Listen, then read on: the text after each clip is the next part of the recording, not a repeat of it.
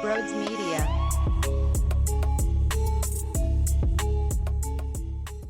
Let's be honest. The Sixers didn't really play very well. They still won by double digits. Is that going to be enough against Boston? Absolutely not. But it shows the talent disparity against the Brooklyn Nets. Cam Johnson was tearing you apart, but he can't sustain that. Mikal Bridges in Game 1 was tearing you apart, but he couldn't sustain that. It's hard. It's hard to go for 48 minutes. It's hard to do it in both halves. Special talent does it. And with Joel, he's patient right now. When you did get the 1-on-1 matchup, you know Joel can be a beast over the long haul. When they throw multiple guys in your face when he gets the ball around the nail, wait, let the play develop, and you saw how many corner three looks they were getting. Maxey explodes. They even had some really nice plays with P.J. Tucker in the corner, who then had Tobias Harris chilling in the dunker spot. That worked out a couple of times too. They started to get their looks, but that stems from Joel Embiid playing the waiting game, letting the game come to him, seeing what the Nets were doing. Not really seeing, you knew what they were going to do, but waiting for it to happen and then finding his teammates.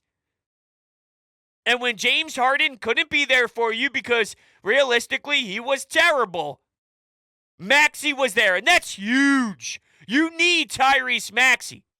You need him. If this team is going to reach the ultimate goal and especially get past the second round, we know Boston causes him problems. The difference is Boston's going to play everything defensively completely different, and we know the size and in particular the wing players, it's completely different. But at least I'm willing to go down fighting knowing that Maxey's feeling confident about his game. The best case scenario, I'm saying, entering a Boston series is Maxey balls out and feels himself a little bit. He's got some swag. He's coming off of a really good series against Brooklyn. That puts him in the best position possible, confidence-wise, to see what we have. Now, ultimately, it might not be enough when it's all said and done. But I'm asking for the highest percentage chance to do really well, and seeing him put up 30-plus and knock down all those threes, and how he played all over the court on both sides, I think matters.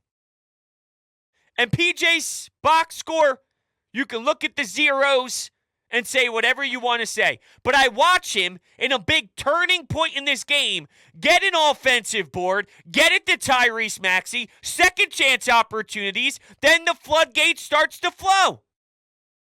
I've watched him set pick after pick, setting screens all over the court for his teammates. He makes winning plays. So miss me with the box score on PJ. Joel's not necessarily scoring a bunch right now in the first two games, but that's all predicated off of what Brooklyn's doing.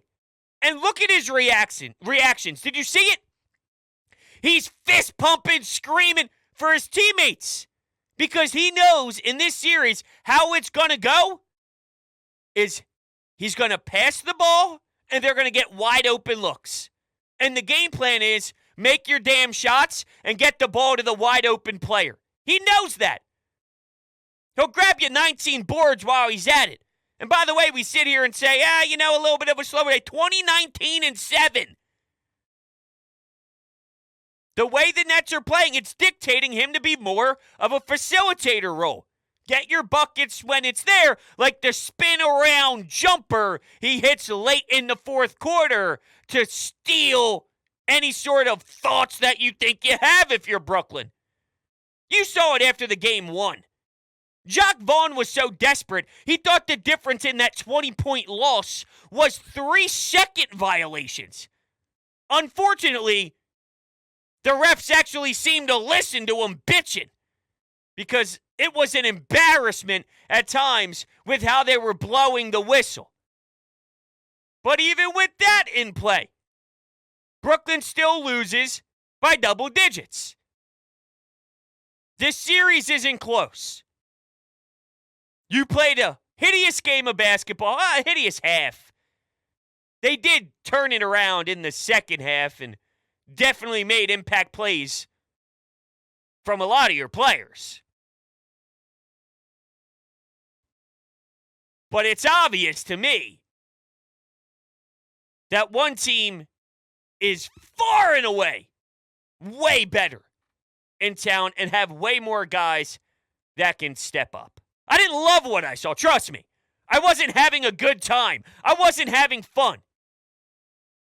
But there was a lot of times to fix it. It felt as if, I'm not saying they weren't trying. They were definitely trying. They just weren't executing the game plan very well. There was a part of me, though, that believed maybe the early stages of the game, because on how big of a blowout game one was, they thought they could just roll the ball out and they would do it again. It would just automatically happen. While the Nets were trying to prove something. In their mind, game one isn't really who they were.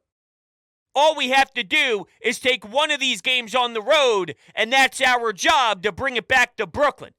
They're wrong. They're completely wrong, but that's sort of what they tell themselves internally to fire themselves up to go out there and ball. So while one team thinks that they kind of have their back against the wall because going down 0-2 back to Brooklyn would be an absolute disaster, they have to try and steal one early in the first two games. Look at that frame as them trying to make a statement in one of those two early games. That's just how it has to be. Because you're not going to win both in Brooklyn.